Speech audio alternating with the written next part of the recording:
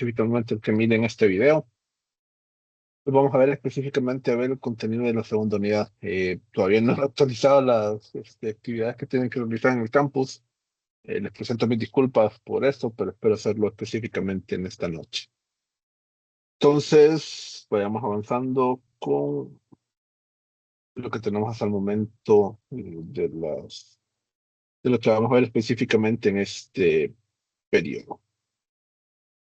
Y los temas básicamente son estos que tenemos por acá. Vamos a hablar específicamente de la producción más limpia, eso lo vamos a ver hoy. Vamos a hablar aspectos de la energía, cómo se ha estado presente el uso de la energía acá en Honduras, pero en base a las estadísticas del 2013.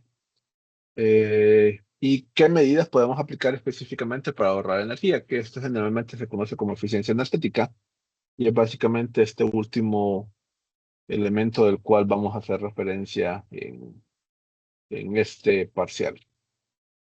Entonces, producción más limpia. ¿Qué debemos entender nosotros cuando hablamos de producción más limpia?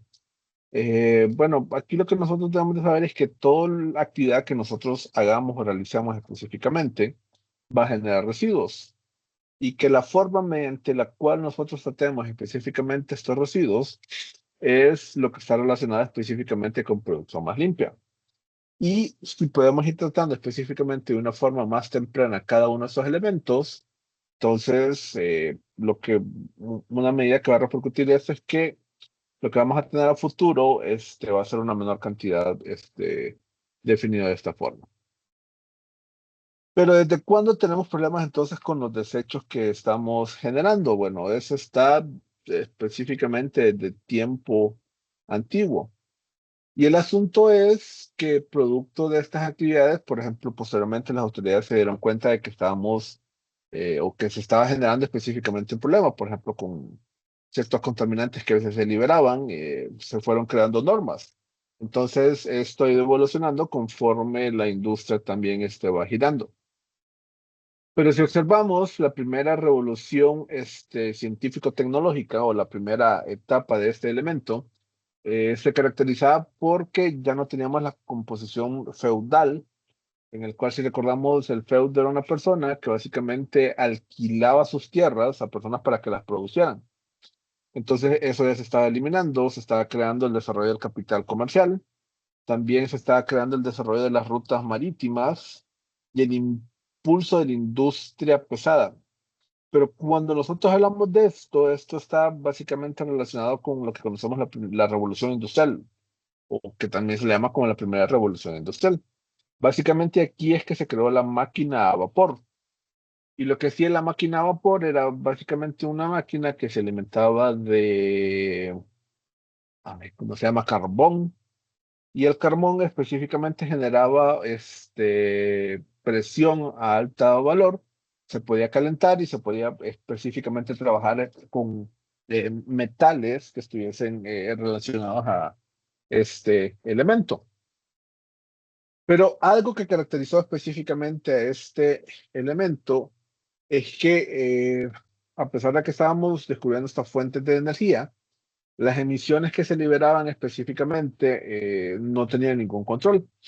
Si recordamos específicamente del parcial pasado, cuando miramos la concentración que decía o que mirábamos en el laboratorio de Manu Alao, observábamos que estuvo en crecimiento, ¿verdad?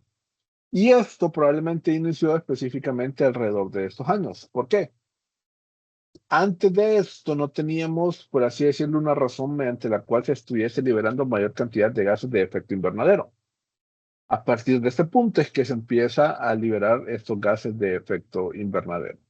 Entonces la industria se fue desarrollando, pero no teníamos específicamente una forma para intentar poner control a estos elementos que estábamos generando. Entonces, posteriormente vino la segunda etapa de la revolución industrial, que esto fue en la primera mitad o la segunda mitad, perdón, del siglo XIX o a principios del siglo XX. Y este básicamente se caracterizó por la aparición de la energía eléctrica. Es decir, una nueva fuente de energía se está creando y aparte de eso también se observó que el uso de estos hidrocarburos se podía aprovechar como una fuente de combustible, ¿verdad? Entonces, esto básicamente ayuda a que se cree el acero. El acero no es un metal que se encuentra de forma natural, sino que es como una combinación de hierro, creo que con bronce. Y le da las capacidades que tiene una mayor rigidez o firmeza específicamente a este elemento. Y por ejemplo, que creo que le reduce o le impide específicamente que dicho metal se vaya a oxidar. Pero también se desarrolla la industria petroquímica y también se benefició específicamente a la medicina. Antes de esto, por ejemplo, la esperanza de vida era quizás de unos 30, 40 años. En la actualidad, la esperanza de vida anda en alrededor de los 60 y tantos, 70 años. Entonces son medidas que básicamente han ido como apoyando específicamente el desarrollo de las personas, pero nuevamente la electricidad que generaba en ese tiempo era básicamente quemar combustible y teníamos mayor cantidad de gases de efecto invernadero, pero no teníamos ninguna persona que estuviese observando esto de cerca. Entonces nuevamente estábamos generando un problema. La tercera etapa industrial, esto tiene que ver específicamente con la creación de las computadoras. No es que alrededor de 1940 o 1970 ya teníamos en las casas todas computadoras, no. Eso ocurrió a finales del siglo XX o a principios del siglo XXI. Pero existían computadoras específicamente desarrolladas por los ejércitos para efectuar cálculos. Por ejemplo, por ejemplo, en la misión que mandaron personas a la Luna, esas misiones exploratorias, todas las misiones previas, básicamente se fueron o se tuvieron que ir desarrollando cálculos y esos cálculos se fueron elaborando de esta forma. Habían personas que trabajaban específicamente con una máquina, simulaban y obtenían sus resultados. Entonces es una forma de obtener esto de forma rápida. Y básicamente esta computación ayudó específicamente a mejorar las cuestiones de cálculo. En esta etapa básicamente se desarrolló la aeronáutica, la robótica, la biotecnología, la informática, las telecomunicaciones, la energía nuclear y ciencias del espacio. O sea, todas estas ciencias básicamente requieren o tienen vistas de cerca cada uno de estos elementos. Entonces es importante que se pudieran desarrollar. Pero nuevamente, desarrollamos la ciencia, pero no tuvimos, o en aquel momento no se tenía específicamente alguien que estuviese observando el medio ambiente. Si recordamos las tres etapas del desarrollo, los tres elementos que se deben desarrollar es en el aspecto financiero, en el aspecto social y en el aspecto medioambiental. Entonces, el aspecto medioambiental no teníamos alguien que estuviese observando de cerca que los procesos que se estuvieran realizando o creando fueran amigables con cada uno de estos ejemplos. Entonces, ¿qué pasó? Como nadie tenía cuidado al respecto en función a esto, entonces la concentración de estos gases fue en aumento. Esto fue creo que hasta finales de la década de los 70 o allá por cerca del principio de los 90, se descubrió que, por ejemplo, la capa de ozono tenía un hoyo, dos hoyos, perdón. Y entonces empezamos, pero ¿y de qué está compuesta la capa de ozono? ¿Cuál es la función? Y cuando nos dimos cuenta, entonces, o cuando nos enteramos como sociedad, dijimos, esto lo tenemos que solucionar. Tenemos que efectivamente realizar medidas para tratar de controlar este elemento. Entonces, a partir de este caso, todos los países empezaron a crear específicamente sus entes estatales que se cargaban de este caso. Por ejemplo, en la Secretaría de Recursos Naturales y Ambiente se creó la ley SEDA y básicamente ahí también se creó una dirección que estaba relacionada con todos estos procesos. Pero lastimosamente con esto estaba asociado que no existía específicamente el presupuesto para estos elementos. Por ejemplo, en la actualidad, en Honduras hay normas que, por ejemplo, restringen el nivel de contaminación que deben tener por ejemplo, en una caldera, el aire que está saliendo o en un elemento donde se están generando desechos a través de agua. y hay ciertos valores que se deben determinar, pero el problema es que la cantidad de personas asignadas a estos lugares y tampoco no tienen el presupuesto para estar visitando todos estos lugares. Entonces, a pesar de que tengamos normativas, eso no básicamente es como una garantía de que alguien está poniendo control o observando específicamente de cerca cada uno de estos elementos. Y es algo que creo que se ha ido mejorando, pero que no se ha observado de forma general.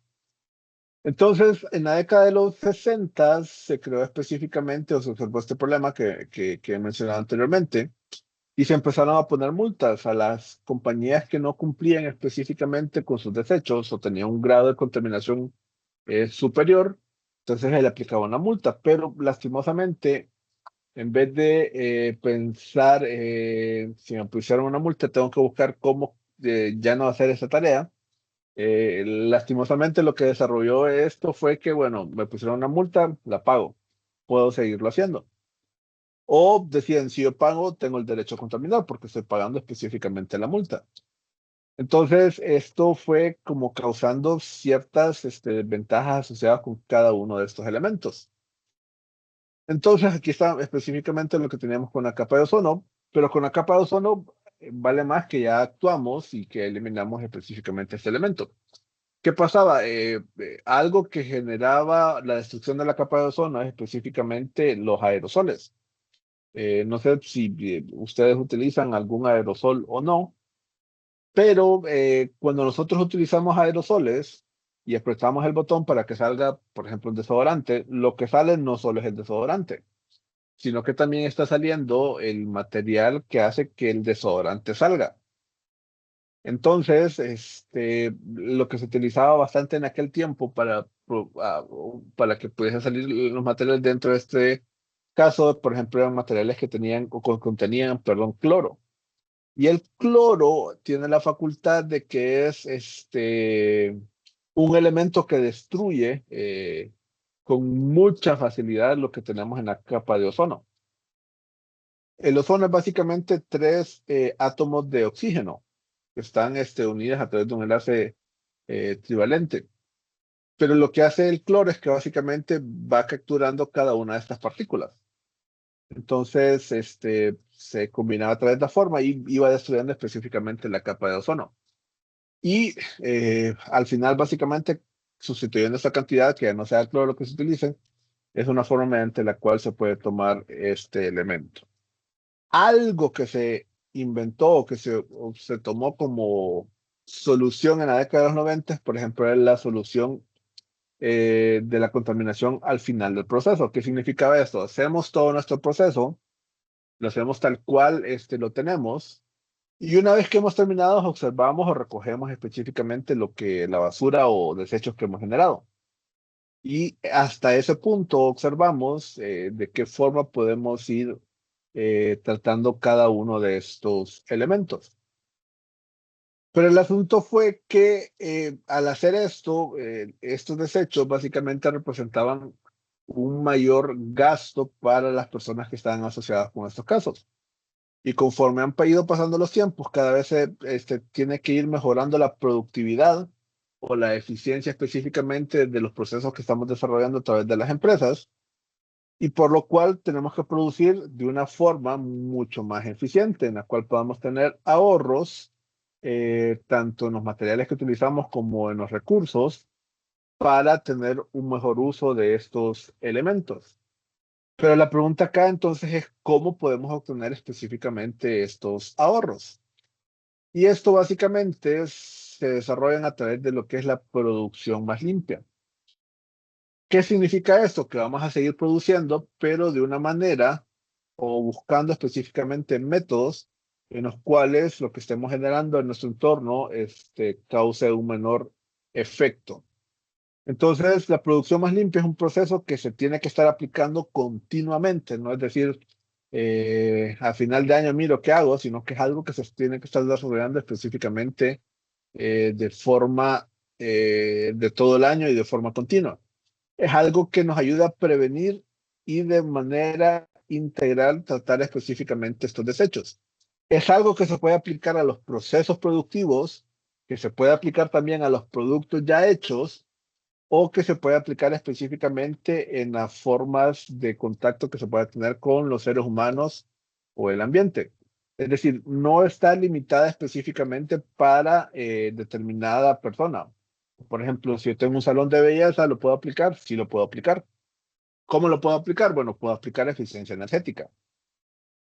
Puedo observar específicamente las lámparas que tengo y tratar de buscar formas que consuman una menor cantidad de energía.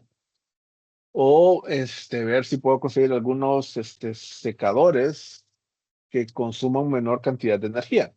Y así irlo observando. Por ejemplo, quizás ustedes no habían nacido, pero ya por los 90s, las secadoras todas venían con velocidades, pero todas funcionaban con aire caliente. Actualmente ustedes pueden comprar alguna secadora y pueden observar que en el manual de uso que tienen, pueden solo hacer de que salga aire a temperatura ambiente. O sea, solo tienen como una especie de ventilador que está empujando el aire. No necesariamente se requiere que tenga el calor. Y también ya tienen diversas velocidades para la velocidad con la cual está saliendo. Entonces, estos elementos es como una forma en la cual podemos tomar específicamente cada uno de estos casos particulares, ¿verdad?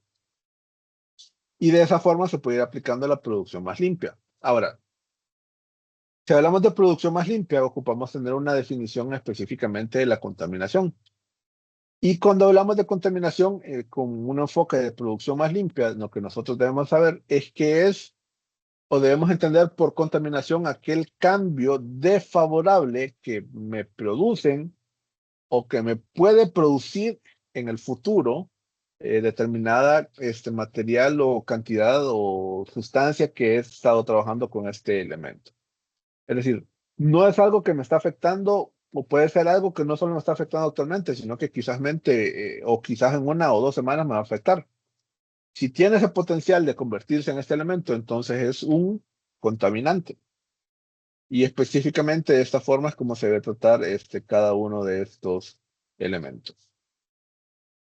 Entonces, ¿cómo puedo prevenir esta contaminación? 2 formas. Reduciendo o eliminando los desechos que se generan conforme en cada uno de estos procesos, ¿verdad? En esta clase, lastimosamente, o el formato de esta clase no nos permite ver algunos elementos, quizás se los comparto en el grupo, pero por ejemplo hay un video de una empresa, creo que se dedica a exportar estos productos agrícolas, y ellos en el video cuentan o comentan específicamente de que los procesos que antes ellos desarrollaban, por ejemplo, ellos exportaban estos productos vegetales en cajas, pero utilizaban una caja que no se podía reciclar. Entonces la persona que les estaba comprando o la institución que les estaba comprando específicamente estos productos les dijo que o cambiaban la caja o simplemente ya no les compraban. Entonces ellos tuvieron que reducir específicamente las cajas que no se podían reciclar y cambiarlos a un material que sí se podía reciclar. Entonces de esa forma ellos eliminaban específicamente la generación. Entonces cuando ellos realizaron eso, ellos fueron eficientes, es decir, que lograron objetivos optimizando el uso de sus recursos. O sea, nosotros podemos ser más eficientes cuando eh, podemos seguir realizando específicamente la misma tarea, pero con una menor cantidad de recursos tomados o con menores afectos. Por ejemplo, la caja se puede reciclar, o sea que es algo que se va a seguir utilizando. Si seguían utilizando una caja que no era posible reciclarla, entonces es un material que se va acumulando y que no va a tener un uso posterior. ¿Qué debemos entender por eficiencia energética? Básicamente es la habilidad de lograr productos empleando la menor cantidad de energía posible.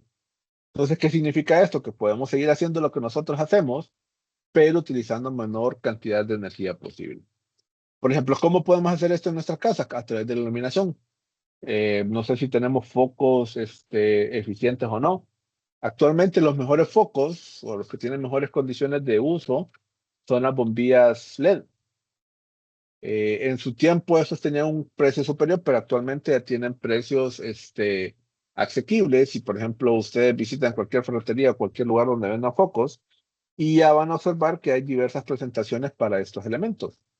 O sea que la tecnología se ha ido desarrollando y ya está a un nivel de uso general para estos casos. Como también podemos aplicar la producción más limpia a través de esto que conocemos como el plan de las 3R, que básicamente es reciclar, reusar y recuperar.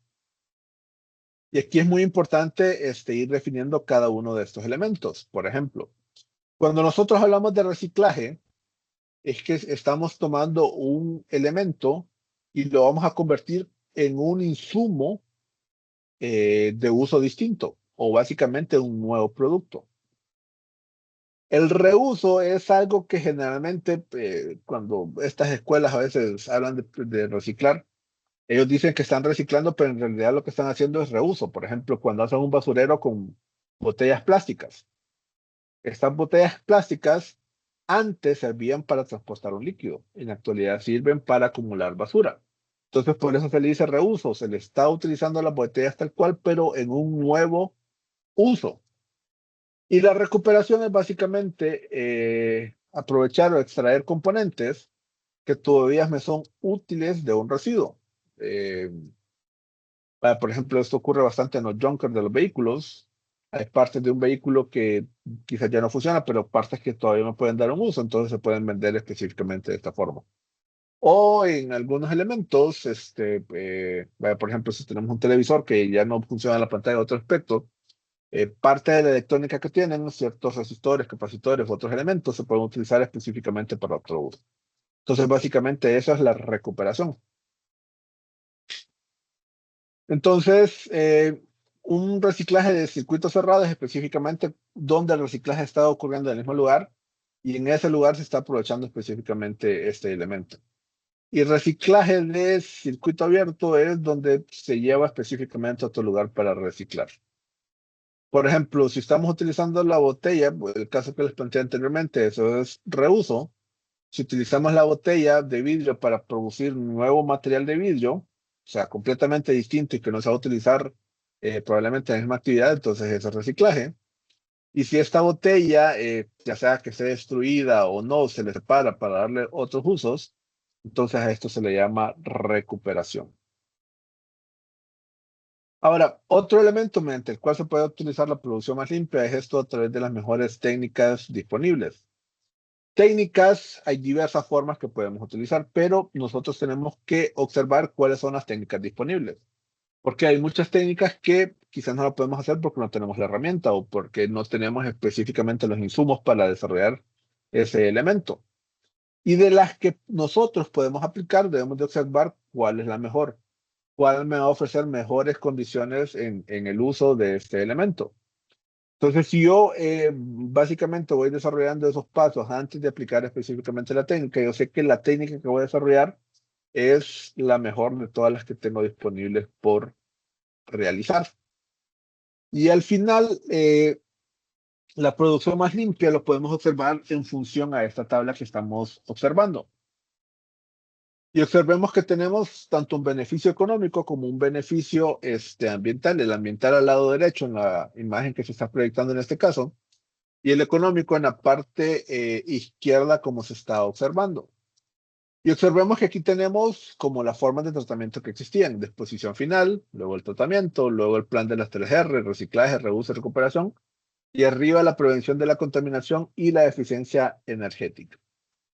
Entonces, ¿qué ocurre? Cuando nosotros aplicamos una medida de disposición final, observemos que esto es un gasto y que aparte el beneficio ambiental es poco. Pero si aplicamos lo que tenemos acá arriba, la prevención de la contaminación y la eficiencia energética, observemos que eso es una inversión y que el beneficio ambiental es grande.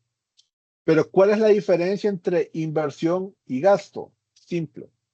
En ambos casos, ambas medidas representan eh, un dinero que estoy utilizando específicamente para realizar X o Y tarea. Pero la diferencia es que el gasto no me va a generar nada, solo es algo que tengo que estar pagando. Mientras que una inversión es una medida a través de la cual yo pago algo, pero yo sé que voy a ir recuperando el dinero. Por ejemplo, cuando sustituyo las lámparas por iluminación LED, yo sé que si no hubiera hecho el cambio, tendría que pagar mayor cantidad de energía a través del recibo eh, que por lo menos en la actualidad tenemos con la Enever. Pero como hice el cambio, yo sé que en los próximos recibos que estén llegando, sé que voy a pagar menos. Entonces, a través de esa diferencia de dinero puede ser mi inversión. Es decir, voy a tener que pagar menos en los recibos, entonces esa diferencia de dinero la puedo aprovechar para otras medidas que puedo estar tomando. ¿Inversión de qué caso? Vaya, por ejemplo, por progreso hay una, se llama se me olvida la palabra, una fábrica que se utiliza específicamente para la obtención de aceite vegetal a través de la palma africana, se llama Palcasa. Ese elemento, antes lo que aplicaban específicamente era la disposición final. O sea, ellos tenían que estar moviendo específicamente los desechos que tenían. Y, por ejemplo, los procesos que ellos tenían con el agua, lo depositaban a un río que iba a caer específicamente a otro río que caía cercano a dicho lugar. Llega Serna, les hace una inspección y se da cuenta de que, por ejemplo, ellos están liberando con una cantidad aproximadamente de 300 a 340 veces el máximo que ellos tienen permitido. Es decir, liberan con una cantidad de alrededor de 60, 70 mil miligramos por litro, cuando lo permitido era 300 miligramos por litro. Entonces les dice, bueno, ustedes no pueden seguir operando de esta forma, están produciendo contaminación en su entorno, entonces o resuelven este problema o les vamos a tener que cerrar la fábrica. No hicieron nada en ese momento, llega la siguiente visita, primera multa. Y así fue aumentando el lugar hasta que llegó el punto que ya les dijeron, bueno, ustedes lastimosamente están, es cierto que generan un beneficio económico, pero le están generando problemas ambientales y tienen que solucionarlos. Entonces una persona se acercó a un grupo de producción más limpia que por lo menos está en San Pedro Sula, y lo que él identificó es que ellos podían implementar este, eh, una planta de biomasa y un biodigestor para sus procesos. Con la biomasa, básicamente era algo que ellos podían quemar para producir energía. Y lo que observaron es que de la palma africana, cuando extraen las semillas, lo que queda es específicamente desechos. Pero que esos desechos puede ser una forma óptima para meterlo en la biomasa. Entonces, producían vapor a alta presión y para los procesos industriales que ellos también tenían, requerían este vapor, pero no lo ocupaban a presión. Entonces, tomaron la caldera, alimentaban específicamente con toda la fruta que estaban procesando, o los desechos de fruta que estaban procesando, y lo conectaron a un generador. Esto generaba energía, una forma de biomasa, porque su fuente no era específicamente quema de un combustible, sino que era básicamente quema de maderas o de frutas asociadas con este caso. Entonces, esto básicamente les representó que ya no tenían que comprar energía eléctrica, sino que era un ahorro aproximadamente de 1.5 millones de lempiras al mes. Solo esa planta de biomasa. Y el vapor que estaban generando les servía específicamente para los procesos de generar todo lo que tienen asociado con la palma africana. Pero aparte de eso, en los procesos de extracción de palma africana, se generan líquidos. Y por eso mencionó que también se podían tomar la medida de un biodigestor. El biodigestor, tal cual, ayuda a reducir aproximadamente entre un 80 a 85% de los contaminantes, es decir, de 66 mil o 70 mil que tenían específicamente de contaminación, solo el biodigestor se los redujo específicamente a 10.000. Y el biodigestor es como una fuente de energía de biogás, y el biogás es básicamente una combinación de metano y dióxido de carbono.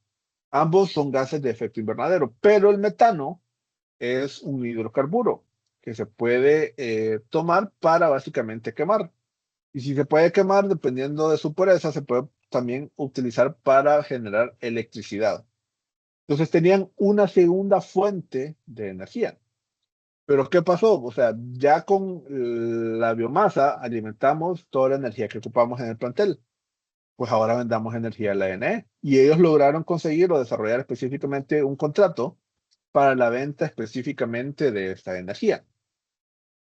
Pero aparte de eso, el nivel que estaban liberando los líquidos del biodigestor estaba como a 10.000 y ellos ocupaban reducirlo a 300, que es lo que permite la ley. Entonces de ahí la persona les recomendó que hicieran piscinas para ir reduciendo específicamente esta contaminación y separando los materiales que tenían ahí. Y se dieron cuenta que estos materiales eran como una especie de abono y era un abono orgánico. Entonces, lo que antes para ellos representaba una fuente de basura y de efluentes que básicamente a través de los cuales podían cerrar la compañía, ahora esto representaba una fuente de ingresos a través de la biomasa, una fuente de ingresos a través de la energía generada a través del biodigestor, una fuente de ingresos porque vendían estos abonos a los propios socios de la compañía. Y aparte de eso, esta empresa, creo que fue de las pocas en Honduras que logró firmar un acuerdo por la venta de bonos de carbono. O sea, la razón por la cual les iban a cerrar la empresa ahora les generaba cuatro formas de ingresos distintas. ¿Y qué fue lo que hicieron? Básicamente, la prevención de la contaminación y el uso de desarrollo eficiencia energética. O básicamente lo que se conoce también como la producción más limpia. Entonces, ellos pagaron, pero recuperaban ese dinero, o sea que era claramente lo que conocemos como una inversión. Y ambientalmente ya no emitían la contaminación que tenían, ya no estaban liberando gases de efecto invernadero, sino que era una empresa que estaba comercializando específicamente estos elementos. Entonces, de esa forma, o quizás no de forma similar, pero a través de formas o procesos similares, podemos observar procesos para implementar mediante los cuales vamos reduciendo específicamente los efectos que se van liberando o asociando con este elemento. No sé si hay dudas o consultas hasta acá.